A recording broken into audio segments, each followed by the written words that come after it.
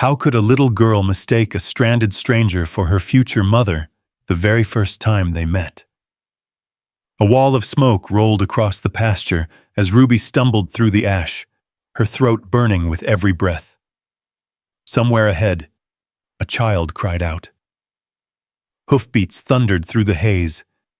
Then a small figure burst from the smoke and threw both arms around her waist. The girl was shaking so hard she could barely speak.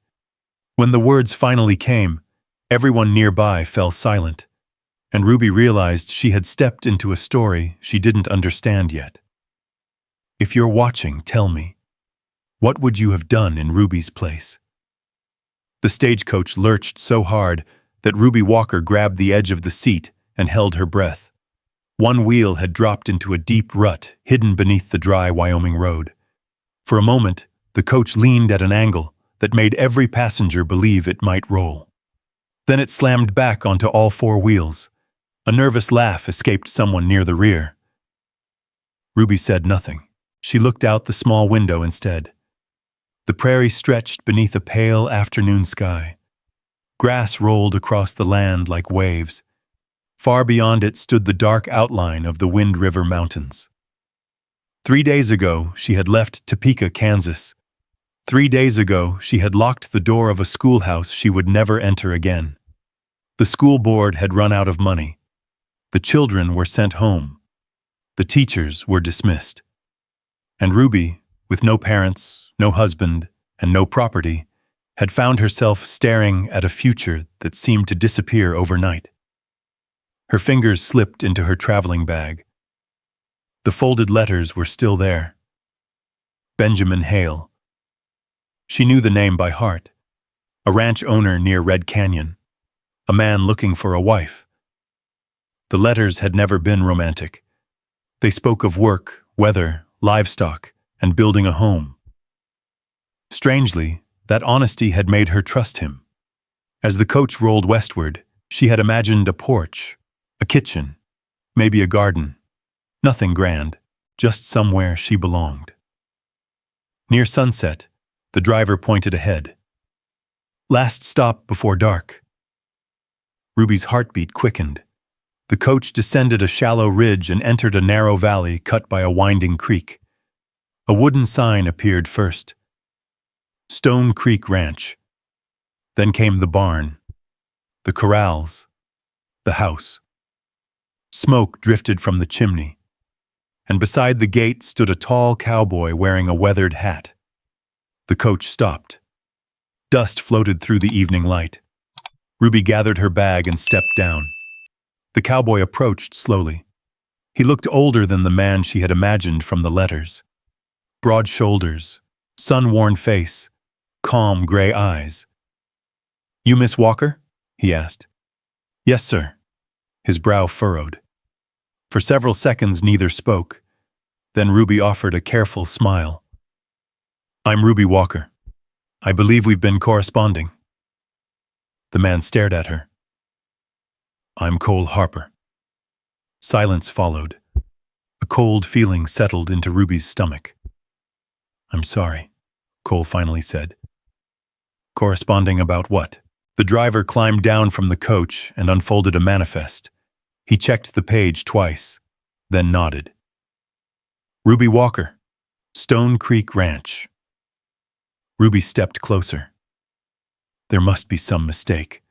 I'm looking for Benjamin Hale." Cole slowly shook his head. "Never heard that name." The words landed harder than any storm. The driver shrugged. "Paper says this ranch, but I don't know anyone here. Company records say otherwise." Within minutes, the mailbags were unloaded. The horses were turned. The driver climbed back onto his seat. Ruby took a step forward. "Wait!" But the coach was already moving. The wheels rolled away. The sound faded down the valley. And suddenly she was standing alone with her carpetbag in one hand and only a few dollars left in her purse. The sun was dropping behind the hills. The air had turned cooler. Cole removed his hat and rubbed a hand across the back of his neck. "Well," he said quietly, Seems somebody made a mess of things. Ruby looked toward the disappearing coach, then at the unfamiliar ranch, then at the stranger standing beside the gate. For the first time since leaving Kansas, fear outweighed hope. That evening, Cole offered her a spare room. Not because he knew what else to do, because there was nowhere else for her to go. Long after supper, Ruby lay awake listening to the unfamiliar sounds of the ranch. Wind against the walls, a loose shutter tapping softly, the distant nicker of horses. Then she heard something else. A child crying. The sound came from somewhere down the hallway. Ruby slipped from bed and followed it. At the very end of the corridor, a door stood partly open. She pushed it gently. Moonlight spilled across a small bedroom.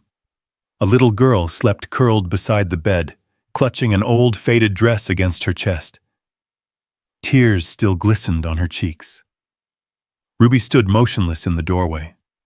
The child could not have been older than 7. For a moment the girl stirred, then settled again. Downstairs, a floorboard creaked. Cole's voice came quietly from the darkness behind her. "That's my daughter." Ruby turned. She was crying. Cole nodded. Some nights she still misses her mother. Ruby looked back toward the sleeping child. The little girl tightened her grip on the old dress, even in her sleep. And for reasons she could not explain, Ruby suddenly felt less alone than she had all day. Her journey had brought her to the wrong ranch. But as she stood there in the moonlit hallway of Stone Creek Ranch, staring at the child she had just met, she could not shake the feeling that her story was only beginning. The next morning, Ruby woke before sunrise. For a moment she forgot where she was. Then she saw the unfamiliar pine walls, the small washstand, and her carpetbag resting beside the door. Outside, a rooster crowed. A few seconds later came the distant sound of a ranch gate opening. She dressed quickly and stepped into the kitchen. Cole was already there. A coffee pot sat over the stove. Bacon sizzled in a cast-iron skillet. Through the window, she could see him moving between the stove and table with the practiced efficiency of a man who had been doing everything alone for too long. "Morning," he said. "Morning." He poured coffee into a chipped white mug and slid it across the table. Ruby wrapped both hands around it. The warmth felt good. The silence felt heavier. Finally, Cole spoke. "I'm sending a rider to Cedar Bluff this morning." Ruby looked up. "To ask about Benjamin Hale." She nodded. "Thank you." He tipped his head once and looked down at his plate. Neither said much after that. Some people talked when they were uncomfortable. Cole seemed to do the opposite. A few minutes later, small footsteps appeared in the hallway. Maisie entered wearing a faded blue dress and one crooked braid. She stopped when she saw Ruby. For a second, Ruby thought the girl might turn around and leave. Instead, Maisie climbed into her chair. "Morning, Papa." "Morning, little bean." The girl glanced at Ruby, then at the biscuits, then back at Ruby. "Do you know how to braid hair?" Ruby nearly laughed. "I suppose I do." Maisie touched the crooked braid hanging over her shoulder. "Papa's always comes loose." Cole rubbed the back of his neck. Ruby noticed the hint of embarrassment on his face. It was the first time she had seen anything other than calm reserve. After breakfast, Cole saddled his horse and left for the north pasture. Before leaving, he paused near the porch. "You don't have to do anything around here." Ruby looked at the laundry basket sitting beside the kitchen wall. Half full, maybe more. "I know." He looked like he wanted to say something else, then thought better of it. The horse carried him away across the morning grass. Within an hour, Ruby found herself rolling up her sleeves, not because anyone had asked, because she couldn't sit still while work waited. The kitchen shelves needed organizing. Several shirts needed mending. Dust sat thick along the window frames. By noon, sunlight filled the room. The house looked different already, not transformed, just cared for. The way a place looked when someone noticed the little things. Everywhere Ruby went, Maisie followed. The girl carried clothespins while Ruby hung laundry. She held thread while Ruby repaired a torn shirt. She asked questions without stopping. Questions about Kansas. Questions about trains. Questions about books. Questions about everything. By late afternoon, they found themselves in the barn. Ruby had been looking for a missing bucket. Maisie disappeared behind a stack of hay bales. A moment later, she returned carrying a bundle tied with string. The girl's smile vanished. Slowly, she untied it. Dozens of crayon drawings spilled onto the floor. Ruby knelt beside her. Every picture showed the same woman. Dark hair, kind eyes, a yellow dress that appeared again and again. "My mama," Maisie said quietly. The barn suddenly felt very still. Sunlight drifted through gaps in the boards. Dust floated like tiny stars. Ruby carefully picked up one drawing.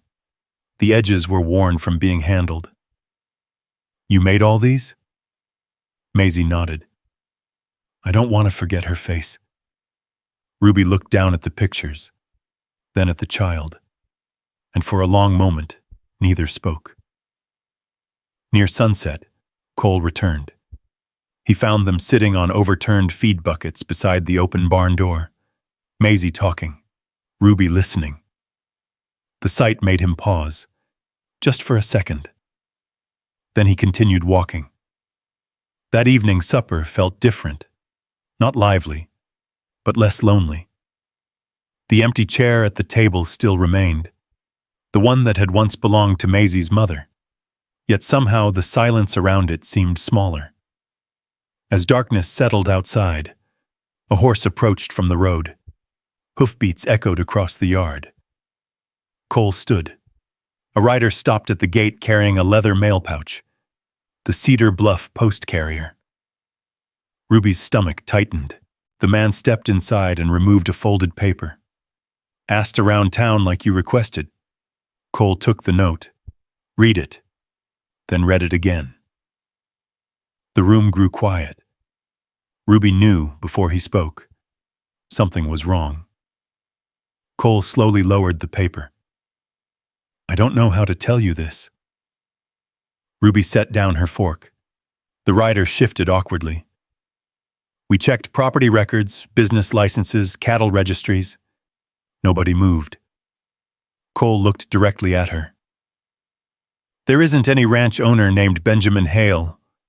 The words landed harder than the stagecoach wheel hitting that Wyoming rut. Ruby felt the room tilt. "There has to be." Her voice barely came out. "I have letters." Nobody answered.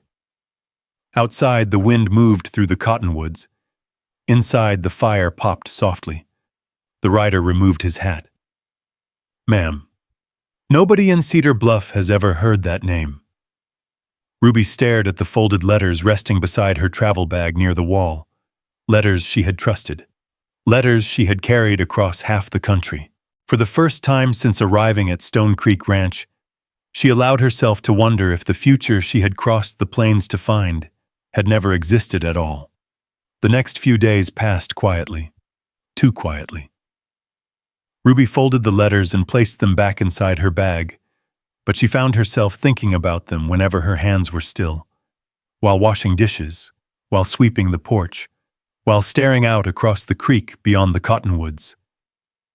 Each time she arrived at the same question: who had written them, and why?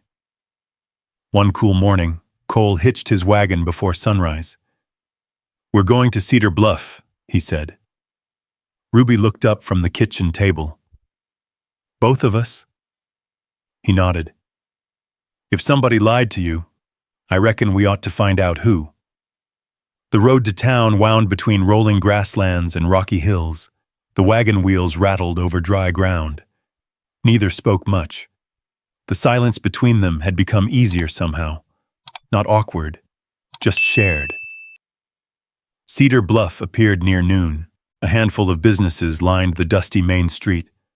A blacksmith shop, a barber, a doctor's office with faded paint, a general store with barrels stacked beneath its porch. Cole tied the horses outside a brick building marked Briggs and Associates. Inside smelled of paper, ink, and old leather. Walter Briggs looked exactly like the sort of lawyer who had spent 40 years reading documents. Thin spectacles, gray beard, suspenders, a desk covered with ledgers. He listened carefully while Ruby handed him the letters. He examined each one, turned them over, held them near the window. Then he frowned. Interesting. Cole leaned forward. What? Walter tapped one letter. The handwriting changes. Ruby blinked. What do you mean? Different pressure. Different slant. Different ink flow. He spread several pages across his desk. These weren't written by one man.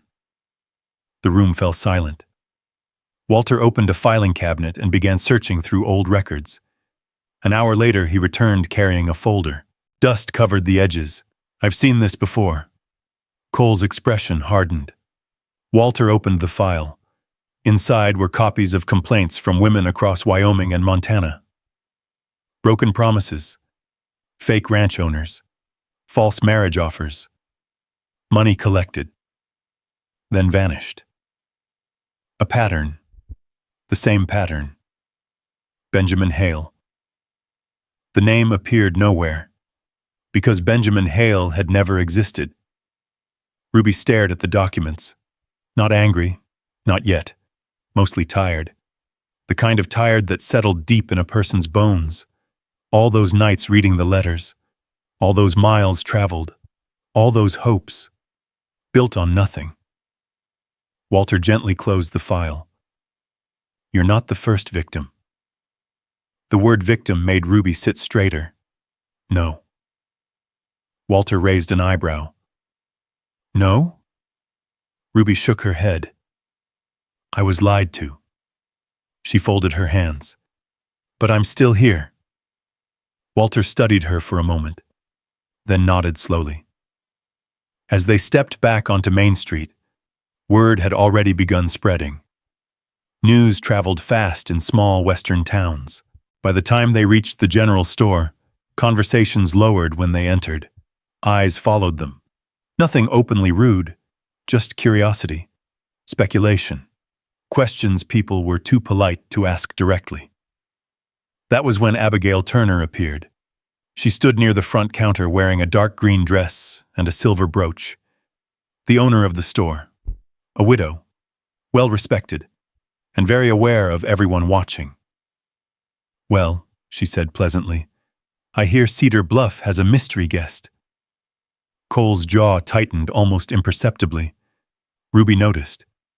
Abigail's smile remained. But I suppose some folks arrive in unusual ways. The words sounded harmless. The tone beneath them wasn't.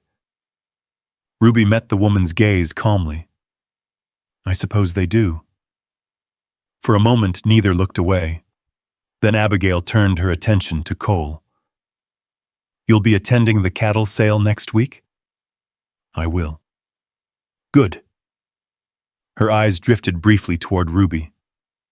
Some traditions are worth preserving. Cole's expression cooled. We're here for supplies. Abigail's smile faded just enough for Ruby to notice. When they finally left the store, the afternoon sun hung low over Cedar Bluff. Neither spoke until they reached the wagon. Then Cole handed Ruby a folded receipt from the feed merchant. Mind checking the numbers? She glanced at it. Within seconds, she spotted the mistake. A shipment counted twice. $3.40 overcharged. Cole stared. You caught that fast. Ruby shrugged. I taught arithmetic. Later that afternoon, she helped him review several cattle contracts before they met a buyer. A clause had been overlooked. Another fee hidden in the paperwork. By sunset, The sale closed on better terms than Cole expected. As they rode home beneath a sky streaked orange and gold, he glanced toward her.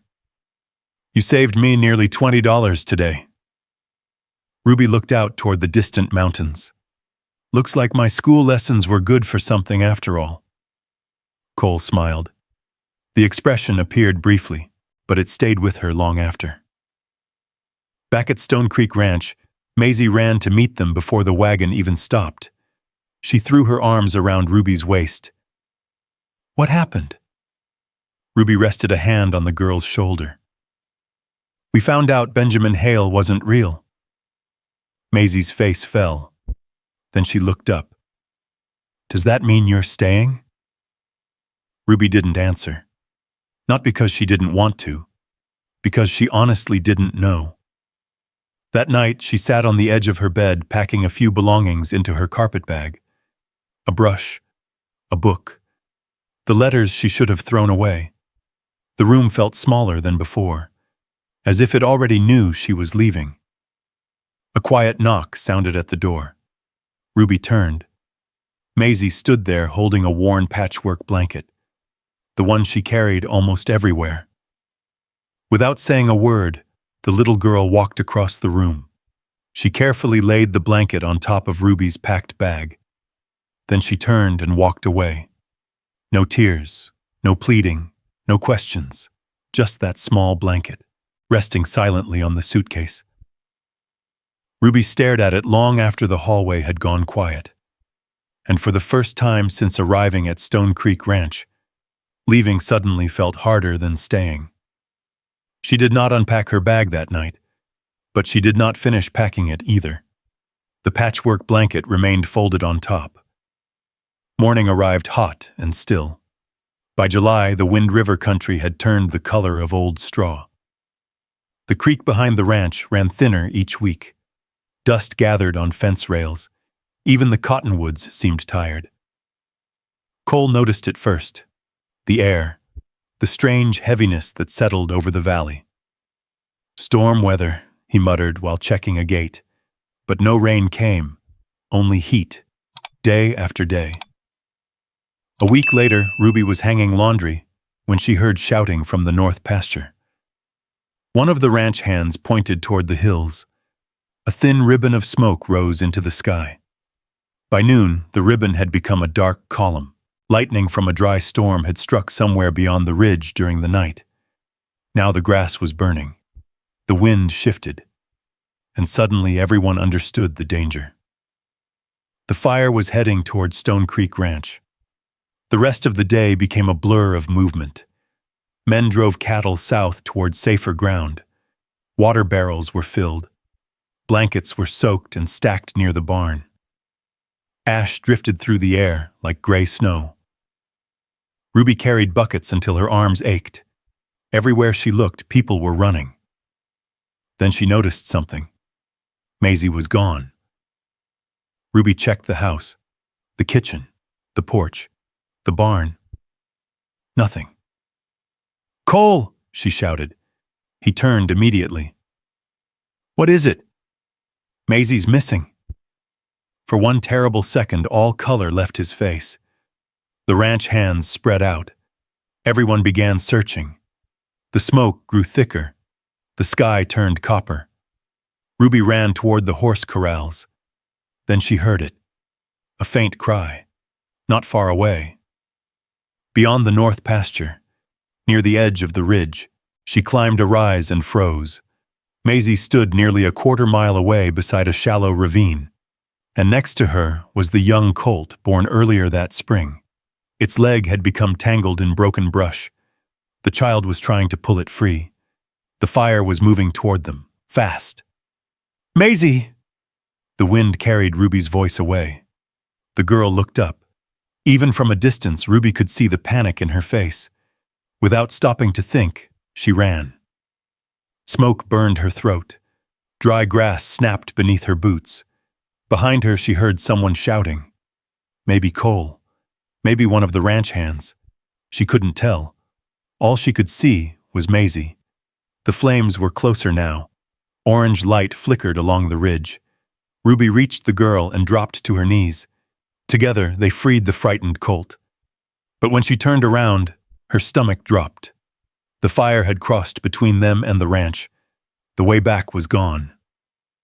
Maisie's small hand found hers instantly. Ruby squeezed it. "It's all right." The words sounded steadier than she felt. Smoke thickened. The colt bolted away. Maisie coughed. Ruby wrapped an arm around her shoulders. Then came the sound. Hoofbeats, hard and fast. Cole appeared through the smoke riding his bay gelding. His hat was gone. Ash covered his shirt. For a moment, relief crossed his face. Then determination. He pulled the horse alongside them. "Get her up." Ruby lifted Maisie. Cole settled the child in front of him.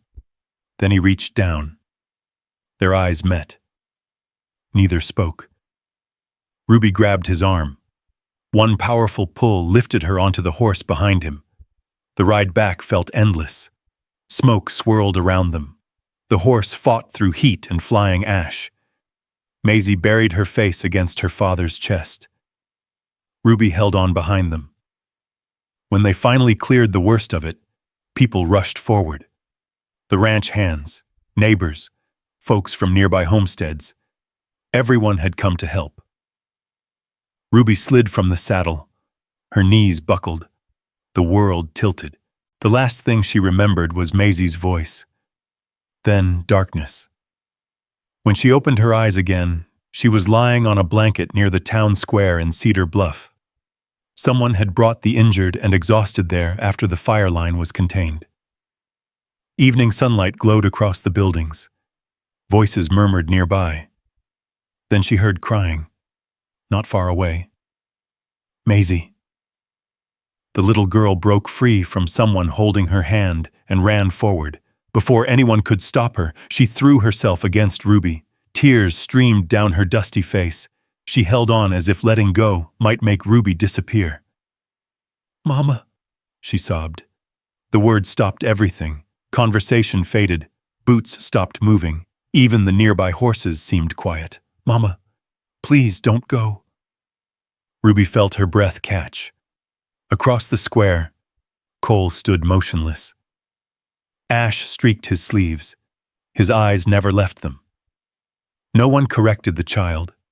No one spoke at all. Maisie simply held tighter. And beneath the fading Wyoming sky, surrounded by people who had witnessed everything, Ruby realized that the little girl who had once followed her from room to room no longer saw her as a visitor. She saw her as home. The days after the fire felt strangely quiet. The flames had been stopped before they reached the main house, but parts of the north pasture were blackened. Fence posts stood like dark silhouettes against the hills. The smell of smoke lingered in the air long after the danger was gone. People in Cedar Bluff spoke differently now. Men who had barely nodded to Ruby before stopped to ask how she was feeling. Women who had listened to gossip from store counters brought pies and preserves to Stone Creek Ranch. Even Abigail Turner seemed to lose some of her certainty. The town had watched Ruby run toward danger when everyone else had been running away from it. That changed things, but it did not change what Ruby believed. One evening, she sat alone on the porch steps with a cup of coffee cooling in her hands. The mountains glowed purple beneath the setting sun. Cole stepped outside carrying a ledger. He sat on the opposite end of the porch. Not too close, not too far. For several minutes, neither spoke. Then Ruby broke the silence. "When the fences are repaired, I think I'll leave." The words hung in the evening air. Cole looked toward the pasture instead of at her. His jaw tightened slightly. "You don't have to. I know." A horse nickered somewhere near the barn. A screen door creaked softly behind them. Ruby stared into her cup. "People have been kind. Most of them." A faint smile appeared and disappeared. "But this was never supposed to be my life." Cole finally looked at her. For a moment, she saw something in his eyes that vanished before she could name it. Neither said another word. Inside the house, Maisie's laughter drifted through the open window. The sound followed Ruby all night. A week later, Walter Briggs arrived in a wagon carrying a leather document case. He spent most of the morning at the kitchen table sorting papers. Old records, property filings, letters, receipts, things recovered from investigations tied to the marriage fraud scheme. By afternoon, he pushed back his chair and removed his spectacles. "I found something." Cole looked up from repairing a bridle strap. Ruby stopped kneading bread dough. Walter carefully unfolded a yellowed letter. "This dates back nearly 4 years." The paper crackled softly. "It was never mailed." Ruby frowned. "What is it?" Walter glanced toward Cole, then handed him the letter. The color slowly drained from Cole's face. Ruby had never seen that happen before. Not once. "What's wrong?" she asked. Cole passed the paper across the table. The handwriting was neat and steady. The signature at the bottom stopped her cold. Evelyn Harper. Cole's wife. Maisie's mother. Ruby read the letter slowly, then read it again. Evelyn had written to a friend in Kansas while her illness worsened. The words were simple. If anything happened to her, she hoped someone kind would one day find their way into Cole's life. Someone who would help raise Maisie. Someone who would not let the house grow lonely. The letter had never been sent. Somehow, years later, pieces of information connected to it had been stolen and used by the fraud ring. Walter shook his head. The men running the scheme likely found references connected to the family and built their lies from there. The room fell silent. Outside, wind moved through the cottonwoods. Ruby lowered the paper slowly. Everything had begun with deception. Yet somehow every road had led her here. To this ranch. To this family. To this table. A few days later, Ruby loaded her carpetbag into a wagon. She still believed leaving was the right thing to do. Not because she wanted to, because she feared staying for the wrong reasons. The morning was bright and cool. Golden grass rolled across the valley. She walked alone toward the meadow beyond the creek, hoping to think clearly before saying goodbye. The bells hanging from distant cattle drifted softly on the wind. Then she heard hoofbeats. She turned. Cole approached at an easy pace. When he reached her, he dismounted but left the horse standing. For a moment, neither spoke. The silence felt familiar now, comfortable, real. The breeze stirred the grass around them. Finally, Cole looked at her. "You came here because of a mistake." Ruby smiled faintly. "That's one way to describe it." "No." He shook his head. "It's how it started." His voice remained steady. "But it isn't what happened after." The wind lifted the edge of his hat brim. Every word seemed carefully chosen. "Every meal you shared with us." He paused. "Every story you read to Maisie." Another pause. "Every morning you stayed when you could have left." Ruby felt her throat tighten. Cole took a slow breath. "You came here because of a mistake." His eyes held hers. But every day after that was a choice. The meadow seemed impossibly still. "And I don't want to choose a life without you in it anymore." For several seconds, neither moved. The mountains stood silent beyond them. A hawk circled high overhead. Ruby thought about Kansas, the empty schoolhouse, the letters, the long journey, the wrong ranch. Then she thought about Maisie's drawings, the empty chair at the table, the blanket on her suitcase, a little girl calling her mama. And suddenly the answer felt simple. She smiled through tears she had not realized were there. "I'm tired of leaving places behind." Relief crossed Cole's face, the kind of relief a man tries very hard not to show. Then she stepped closer. and I don't want to leave this one. They were married early that fall beneath a clear Wyoming sky. No grand celebration, no fancy decorations, just neighbors, friends, a preacher, and the mountains watching from a distance. Maisie carried a small bouquet of wildflowers. When the ceremony ended, she ran straight toward Ruby. The child nearly knocked her over with the force of the hug. Laughter followed. Real laughter. The kind that filled empty places. 1 year later, Stone Creek Ranch looked different. A small schoolroom stood near the creek where Ruby taught children from neighboring ranches. Fresh curtains hung in the kitchen windows. Flowers bloomed beside the porch. Cole spent evenings teaching Maisie to ride through the lower pasture. One afternoon, Ruby stood at the schoolhouse door watching them.